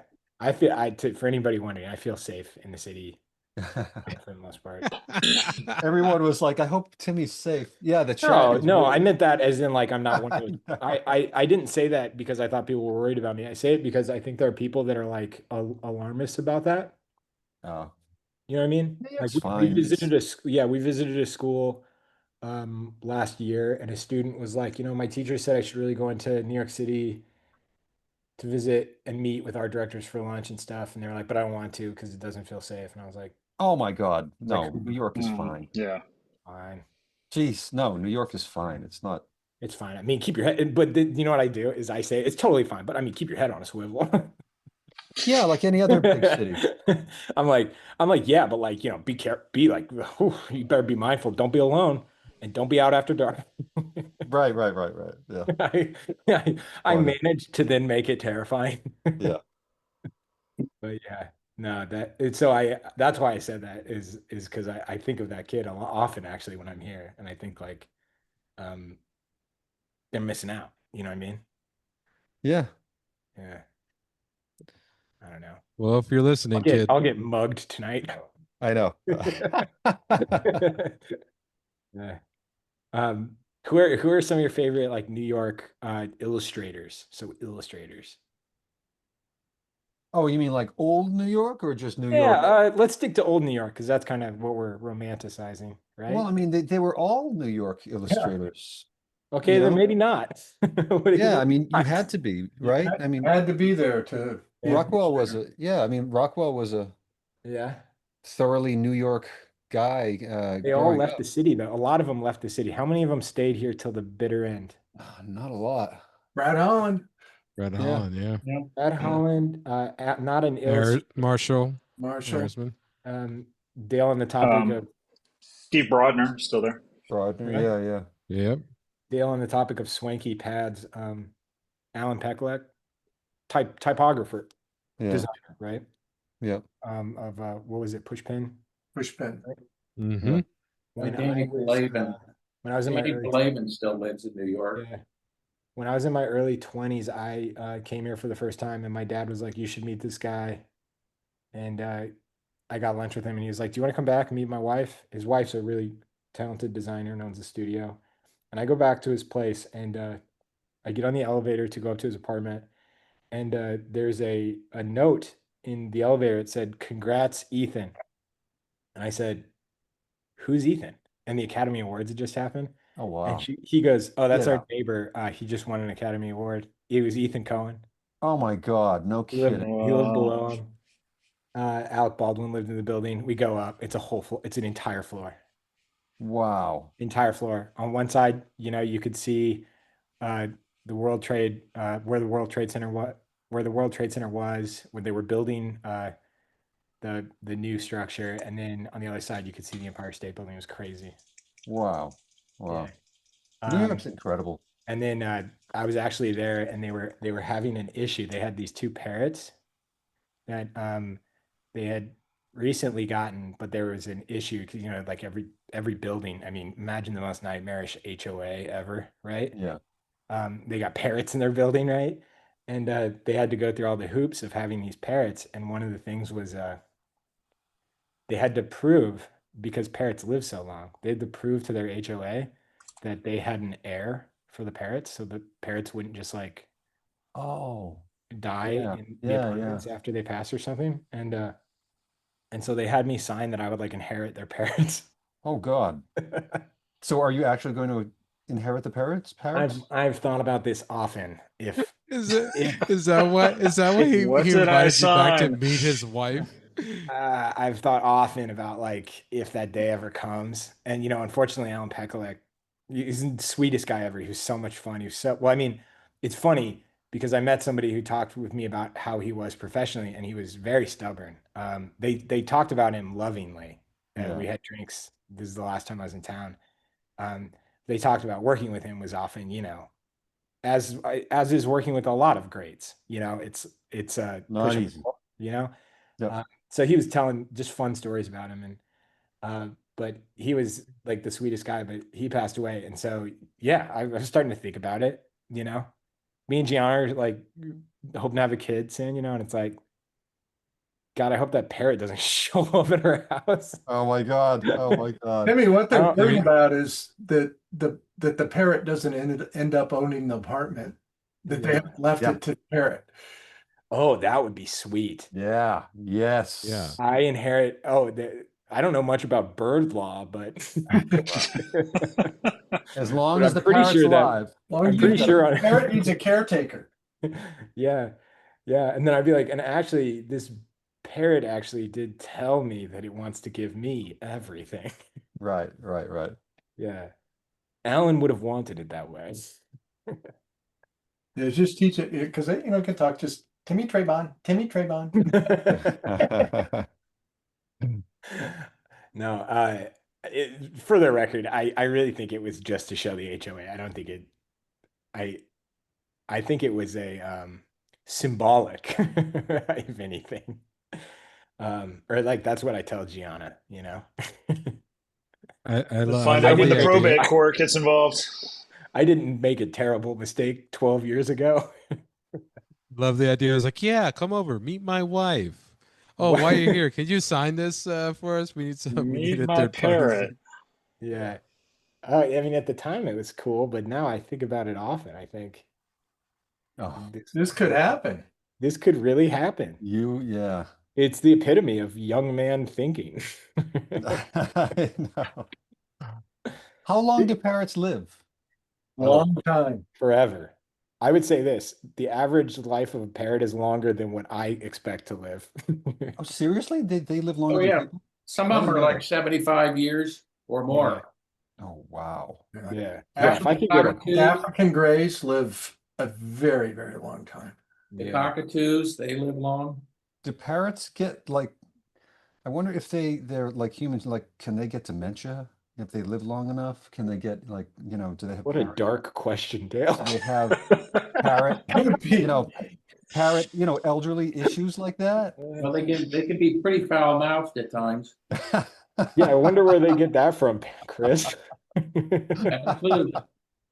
Yeah, no, Your parrot has a filthy mouth. I know. I don't know why. I don't know why. We keep trying to tell him to be nice. yeah, no, he no, Al, this is a funny story about Alan, like, because when I'm around new people, I can be a people pleaser where I don't want to ruffle any feathers. Yeah. And Oh, and cute. I Good just pun. want what's Very that? cute. Good pun. Good. Thank you. Timmy's hanging around comedians. I just do it so naturally. I don't even know it when I'm doing it. But I was with Alan and he was like, so I was working with a lot of photographers and he was looking at one of the productions I'd been on. He's like, I love the design for this. And he's like, do you know much about design? And I was like, I was just I was scraping the barrel of just like having how to have like a conversation about design with, Yeah. world-class designers. Designer. And I'm just thinking like I need to change the subject because I might as well be talking baseball with Jeter. You know what I mean? Yep. Like Yep. Yep. this is a nightmare. This is not fun. And I was like, well, I don't know much, but I actually just recently watched the Helvetica documentary. And like as far as I can tell, his like mortal enemy produced the Helvetica Oh, no documentary. kidding. And he was like, that piece of shit documentary. And he goes on a rant, and I go, I didn't like it. I didn't like it at all. What's the problem with the Helvetica documentary? That's a riot. I think he felt that it was an un well, this is a conversation I had 12 years ago, 13 years ago, so I can only remember it as best I can, but his opinion was that it was a completely unwarranted like Celebration of celebration of it. he's more of a Comic Sans guy, right? He you know what his one type that he made he made the type for Apple for like Oh, years. wow. Yeah. That's big. I think that might have been what bought the floor. Yeah. Or at least those parrots. At least those parrots. That's the house that Apple built. Wow. Yeah, I Wow. don't know. I'm just spreading rumors now. No, I like it. Yeah, thank you. I'm glad. I know a I guy. always Yeah. dreamed of when we started Drawing Hive that I could use it to spread minor rumors about Yeah, you it. could write the history that should be written. Uh, on the topic of information, um, for those of you who are joining us for the first time, I just want to remind you this is all brought to you by Visual Arts Passage. If you don't know what Visual Arts Passage is, we are an online art school. We specialize in delivering classes that are live, they're real connections, they're in Zoom meetings, but they're nothing like this. This is more like a podcast. Our classes are very personal. They're built really more to be like mentorships, and they take you from wherever you're at with your art to where you want to be. So we focus on illustration, we focus on fine art and visual development, and it's all about picture making and developing a body of work that can get you towards a career. We are not especially a hobbyist program. I mean, some people will take it as like a to support getting better at something they love, but for the most part, the true mission of our school is transforming what you love doing, which is drawing, making pictures, telling visual stories, and making that into to a career. So if you're interested really in pretty much every corner of visual storytelling, I would say like our school postures you for that. But we really specialize in things like editorial illustration, publishing, um, visual development for like entertainment, game arts, as well as you guys can probably fill in some of the gaps, but comics, children's books. I mean, you name it. And we have artists that teach with us and they're ready to pass on the gold. And so we're enrolling right now. Classes start really soon. They start the weekend of July 12th. It really is an immersive program. This is not like a lynda.com class where you just like are loading up all the information, you just take it. Your classes are live. You're going to have a relationship with your instructor. You get assignments that are very practical. Some of them are for exercises, but a lot of them are for building a piece that's going to be added to your portfolio. Um, and then a lot of our classes focus on like what Dale and John English do, and we'll be joined with Audrey Ben Jamison and Sterling Hundley. They help you focus that, developing that portfolio and aiming it in the right places. So not just having a portfolio, but it's like, are you putting it to work right? You know, it's like, are you presenting it to the right people? Um, are you weirding people out? You know, where are your soft skills at, right? Um, so we're a very personal program in that way. It's very custom tailored.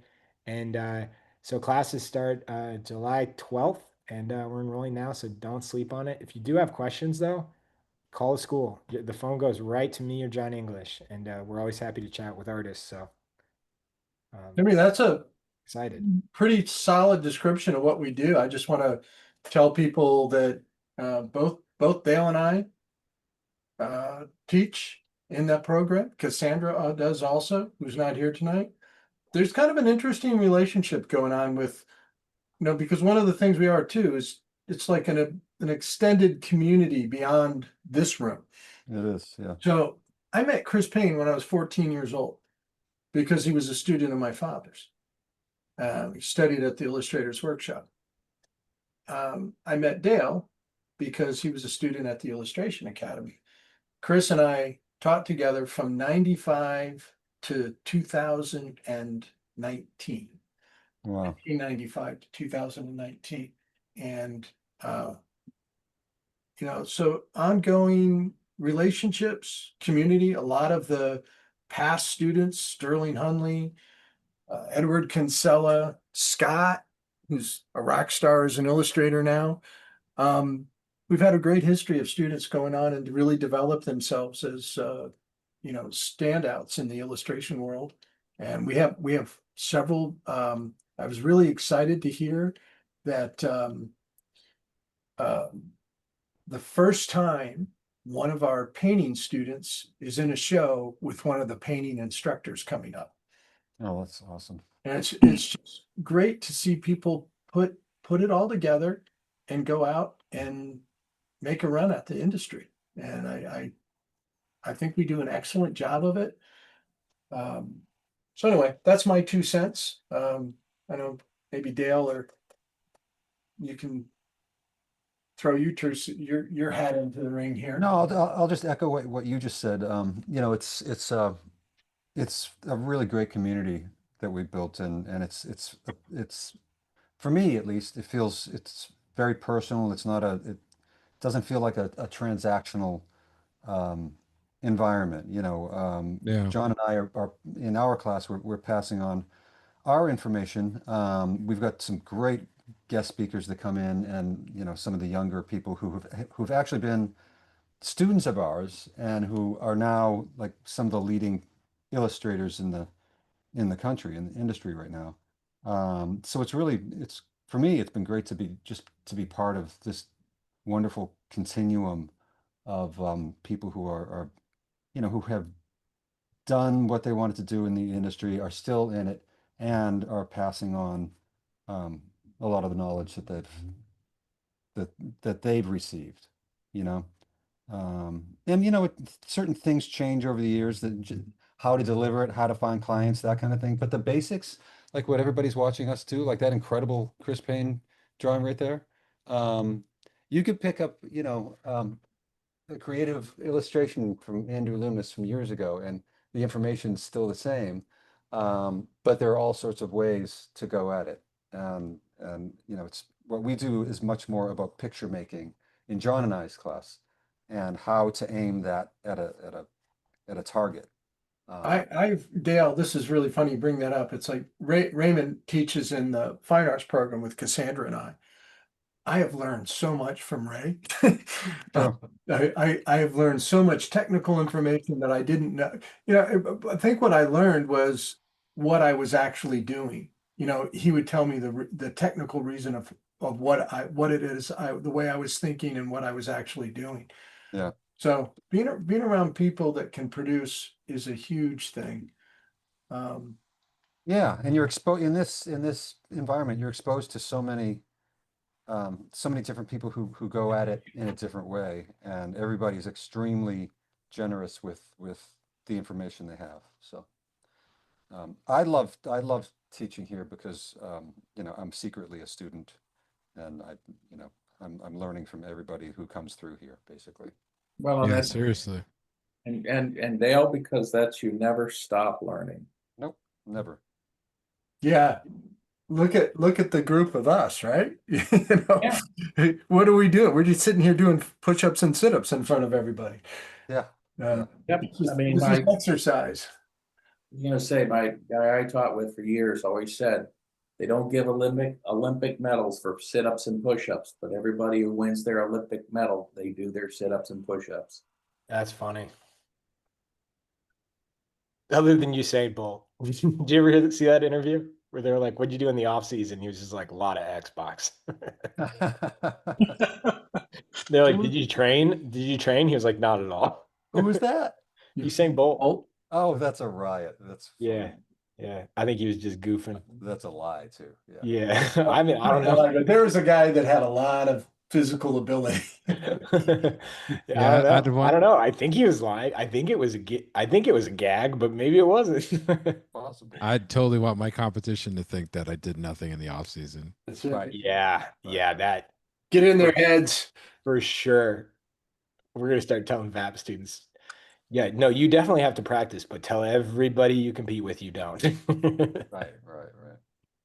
Yeah, that's Ray. You could teach that class. It'd just be called Mind Games 101 and Yeah. just Well, I was gonna So, say, yeah. you guys, you remember the famous basketball coach, John Wooden, his line was, when you stop learning, you stop. Yep. yeah. True. But all that being said, like serious question, have you all gone through stages in your career where, or maybe not, let's leave it and just focus on craft, stages with your craft where you just felt like you hit a wall and you were just stagnant, maybe for years? Or did that has that never happened? Oh, definitely for me. Definitely. Yeah. Yeah. Yeah, And what I definitely for me. do I don't know is, about years, but a time for sure. Time where it became, yeah, maybe not say years, Yeah. but like a time where you're like, man, I don't feel like I'm moving forward or backwards. I'm just stuck. I feel like I get to these points, and it's like every 5 years or so where I feel like I need to cut my head off and grow a new one artistically, you know? Yeah. And you know, I actively really seek it out. Like that's what I largely did with, you know, I'm in the MFA program with Chris. When I went Yeah. to the Illustration Academy, I actually said those words. I think John asked me what I wanted to do, and that's what I said. So for me, that's the key to growth, is just to be constantly Yeah. looking to you know, push it Do you guys still try to do things that make you feel kind of uncomfortable? like this. Yeah. Yeah, like trying to learn how to do something in front of a bunch of people. Yeah, Yeah. no problem. Stay at the beach. No, but you guys have done this a lot now. So I mean, I know it's maybe uncomfortable, but like, like truly uncomfortable. Like, Well, Oh yeah. we have a class in our program, the yeah. second year, it's about experimentation, and the concept is really is get people comfortable with the idea of experimentation. And when you do it, you don't do it on big elaborate things, you do it on relatively small things so that you're comfortable with if it fails, that's okay. You didn't invest that much time into it, move on. Did you learn something from the failure that you can apply into something later on that succeeds? Yeah. But I mean, that's the whole purpose of experimentation, is to try things that maybe don't work, but you're taking yourself out of your comfort zone. Mhm. You know, when I was teaching with John up at the workshop when we were in Kansas City, and I first started doing some of those roller, the acrylics with the rollers, You know, I was just trying. There was one day in front of class, I said, I've never rolled with blue. What if I put blue on top of this? Let's see what happens. And it worked and it was fun. And you just try things.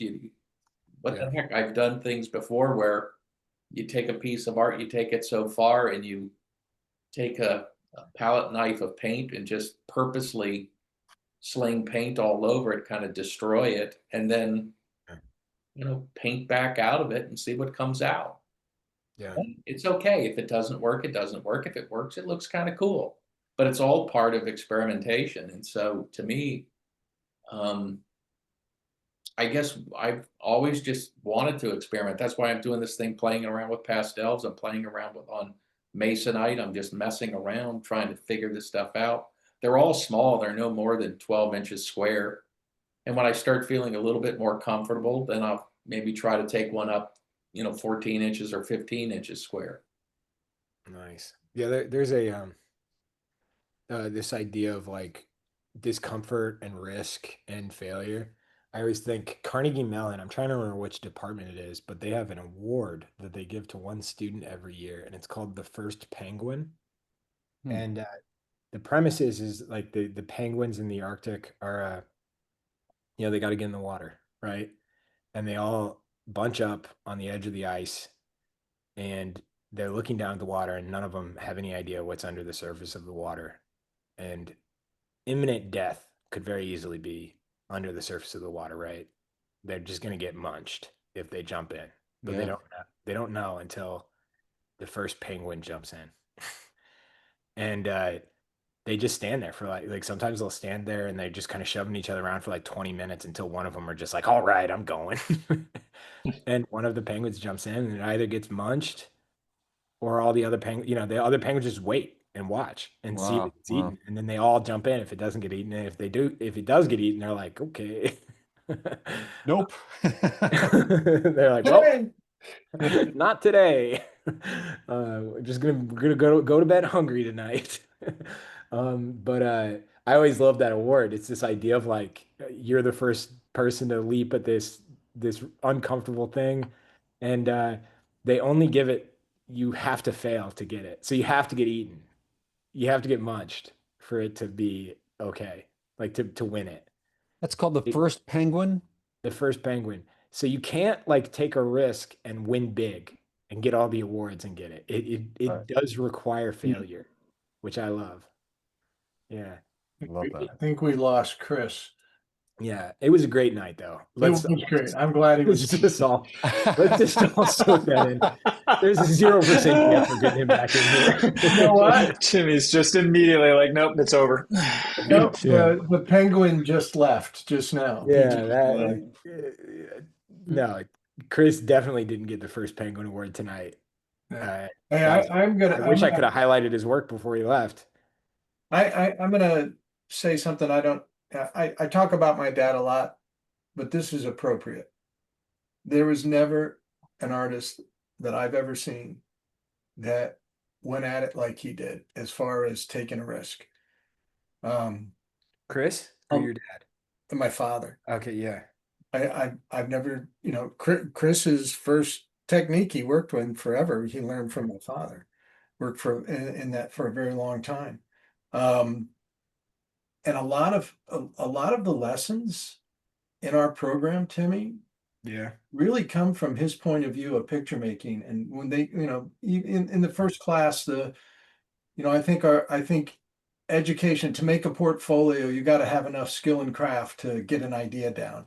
And then you need a way to chase ideas. So those are the two big skills that we push. And by the time that students are doing that, they have those skills, they're starting to make portfolios, and it requires an outcome, like a planned outcome, like who am I making this for? And then, which is a function, and then a body of work that feels like you made it in that function. Okay. And that's personal voice. And I think of all the things that we do, the biggest difference in our education is to stress the importance of voice and of identifying yourself as an artist. And that comes straight from my father. I'm really proud that we do it. I mean, Dale and I think we've and Ray in the painting class, I think that the focus we've put on it has made a huge difference for a lot of people. So that's my spiel for tonight. Yeah, I totally agree. That's Yeah, basically I agree. But but it's that attitude of, coming from an artist that was so willing to do that and to recognize that and how the importance of it. Welcome back, Chris. He's muted. I- It's all right. You get video, John. Look at that. we got a visual. Don't get greedy, man. Okay, sorry about that. I think when Timmy, you and I were messing around with the computer, it got unplugged, and so it crapped out on me. Yeah, that'll happen. That'll happen. And it just did. That's awesome looking though, man. That's great. beautiful. Beautiful, Chris. Thank you. Glad you came back just so we could spotlight it. Everybody, you got start posting. Yeah, never mind. Start posting your work. I'm going to give you 5 minutes. So it's hashtag Drawing Hive 256, hashtag Drawing Hive and Visual Arts Passage. Please post your work. We're going to scroll through it. And believe it or not, Chris Payne is back. So he's going to see some of it. Yeah. So I was impressed how quickly he got back in here. I know. What the hell's going on? Quick learner. See, he never stops learning. what do you mean? What we did this week, I will not remember it next week. Cool. All right. Cool. So let's see here. Until next time, Chris. Yeah. Chris, you don't need to worry about posting. Don't post. Oh, okay. Oh my God. I'm sorry. I'm just going to sit and watch everybody else for a little while. No, I'm looking at the work on Instagram right now, trying to get this set up. It's great. I bet it's, Oh my God. Morpheus. That's great, Chris. look at that. Oh, that's awesome. Oh man. Wow. You got other stuff in there, Chris? Well, here's one of my jets. Wow. Wow. Can we do some show and tell? I bet people would love that. Yeah, yeah. Try to turn it my camera. There we go. And then I think I've got a now there's a P-51 Mustang. Are you using Prismacolor there? Yeah. Or- okay. Yeah, they're the what is it? Chestnut, kind of a burnt, kind of a wine color, and then a little, and I'm doing it on a gray stock, Yeah. white. And then I think somewhere in here, I think I got a B-58 Hustler. I don't know if you've ever been to Ohio, anybody, but Dayton, Wright-Patterson, the Air Force Museum is the best. If you like this stuff, it is the best museum in the world. They've got everything. It's incredible. And as a matter of fact, a couple years ago, they finally got the Memphis Belle up. They have been working 13 years restoring it, and it's just gorgeous. Very cool. How far is Dayton from Cincinnati? How far is that from you? Well, for where I am, I can get there in 40 minutes. And it's just, it's so much fun to get up there and draw. So, because, when you're drawing faces and heads and animals and stuff, getting out there and drawing, a jet. I mean, I'm from that generation that, we built the models when we were kids. I don't know how much people build models these days. Chris, it's funny. My dad got a model of the Calypso, the ship. Oh yeah. It's huge. And he got it for us. And I remember being like 9 years old and being like, have you? And he was like, I think we could build this together. And I wanted to be like, have you met you? Like, Have you you're met not a you? model guy. Like, That's funny. yeah. Right. Do you remember Patience? Yeah. Patience, detail. No. You mean like in a hospital? Yeah. Yeah. No. Yeah. No. but anyway, I was in, at his house and he still has it. It's fully inboxed, never been touched. It's like off the shelf, like gift for a kid, never used. It's huge. And it's a like a collector's item now. I have in my garage probably a big box with about another 20 models. Yeah. Like I said, I've got a Japanese Zero right now. I'm going to start on. I got a Douglas Gauntlet, then I got a few cars, but mostly it's jets and World War II planes. I think Legos just like gutted that Yeah. world, Yeah. right? Or am I just making that up? No, I think you're No, right. Early stuff, but I mean, that's Ray. Timmy, I was gonna say that's for me. That's exactly the story of. I remember my dad giving me a model kit, and when I realized it didn't just snap together and you had to use glue and stuff, it was like I'm out. Like that was too intimidating. Yeah, what do Oh, you that's think? I'm funny. an engineer. Yeah, I was like, I do Legos. What is this? Glue? Are you kidding me? Like, Oh, I Yeah, must have been the Where's the last screen? model generation. it is. If I met a kid that made models today, I'd be scared of him. I'd be like, "You're too smart. You're gonna outwit me." Yeah, where are your parents? Don't you have Yeah. a TV? Stop talking to me. Yeah, Where's your iPad? yeah, yeah. It's funny. So do you still make models, Chris? oh yeah, Yeah. I don't do them as much as I'd like to. I mean, like I say, I've got this box, and so as I get older, I keep on trying to make one or two a year. And I don't do them with the level. There's an illustrator that I knew down in Texas. He's no longer with us, but Mike Presley, wonderful illustrator, and the detail that he would get into his models were just so incredible. I mean, I don't really get the spray paint. I brush most of it on, although I'll probably get some spray for this Yeah. one. And simply because you're just spraying paint all over the place, and you got to be careful with that. Yeah. But no, I still love doing it. The decals, and so I have them in the studio. I've got an area that I want to hang them. Nice. Some of them look like they're flying, and then just have some of them up on the wall, have them nicely displayed. It's fun painting. Yeah. I should actually correct. My dad was actually a really amazing mechanical technician. He understood machines really well. I should correct that. That would upset my mom to joke about him not be, but he didn't have the patience for a little tiny model that couldn't actually do something. He found ways to make things work that were like bubblegum mechanic type thing. Mhm. So he was like incredible with mechanics, but then he would also be like, Tim, you don't need to change your oil. That's a myth made up by mechanics.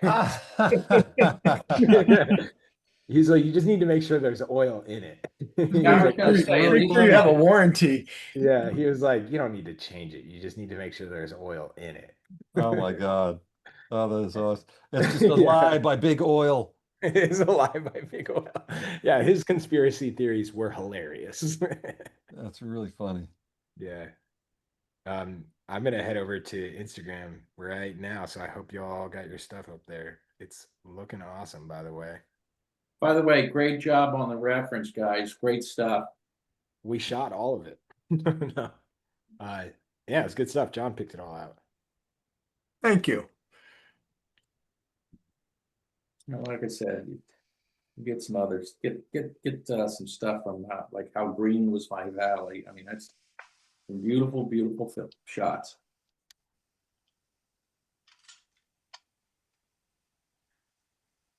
Sorry, guys, my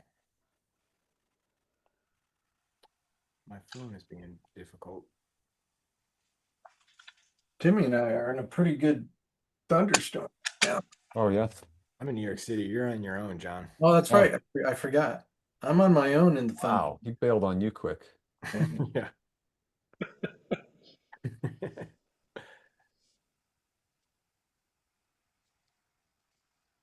Somebody supposed the meeting is about to end. Action items for this meeting. I don't know. That's hilarious. So if you got some someone's big note storms taker. out there, John, I guess we'll be getting them tomorrow. Most likely. All right, everybody. My phone crashed a couple times. I don't know why, but let's look at this art. Pencils down, guys. Oh, wow. All right. My That's pencil cool, is Pete. down. Nice. That's great. Oh, wow. Look at that, huh? That's Wow. awesome. Try it. Oh, Oh, Xander. that's really good, Dan Aykroyd. That's great. Yeah. Great. Oh, that's fun. Wow. Wow. Oh wow. Randy. Oh man. Whoa. Oh, that's excellent. Wow. Yeah. Oh, cool. That's fun. Yeah, those are Yeah, good great. job. Nice, I- Robert. I Is swipe he- when I see it. I swipe when I see it. Sometimes I miss it. Oh, Nice, good drawing. oh, that's Bud. Bud Cook. Yeah, yeah. Bud. Nice. Hey, bud. Whoa, Thanks. we got Bud's Bud in the amazing. house? Thanks for the post the other night. You got to come join us in here, man. Yeah. Yeah, we need Bud on the panel for sure. Wow. Look at that. Wow, Mike. Nice. That's a classmate of mine. No way. Yeah. Nice. He's really good. Stuff. Really good. That's AJ, I can tell. AJ. Good job. Nice. That's awesome. Well done. Wish I I could love draw that. like Mars. Hey, That's so Puff. sweet. Good drawing. Hey, nice, Eric. Great stuff. Oh, that's Sorry, great, you're Alberto. moving too slow. Nice. Oh wow. Cool, AJ. That's a great. good drawing. Nice, Ander. Oh, I love that. Whoa. Oh, That's pretty cool. Wow. Very good. Mike Oh, again. that's That's great. awesome. Mike. Wow. good one. Nice. Oh, man. Yeah, I Gary. thought you guys Gary. figured Gary out a long time ago. We keep trying. Keeps finding his way back in here. Killer, Eric. Oh, that's cool. That's awesome. Nice. Welcome. New people. It's always awesome. Oh, sweet. Felicity. Whoa. That's Felicity? Nice. Oh. Yeah. That's great. Oh my God. Damn. Nice, Felicity. That's great. Awesome, Darren. Very cool. These are Amazing. great. Wow.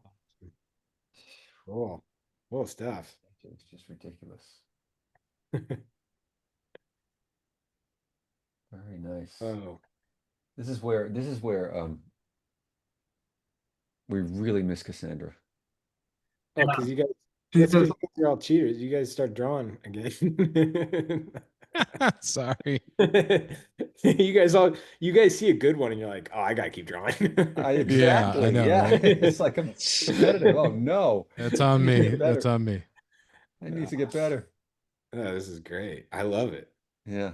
The Thursday We Draw crew, they're definitely gonna start a competing podcast. It's gonna Yeah. Yeah. crush ours. It's gonna be Thursday, same time. You know it. Exactly. Yeah, yeah. Oh, You know they won't choose a Wednesday. I know. Yeah. They'll be like, "Oh, Ray, that's so good. You're getting much better."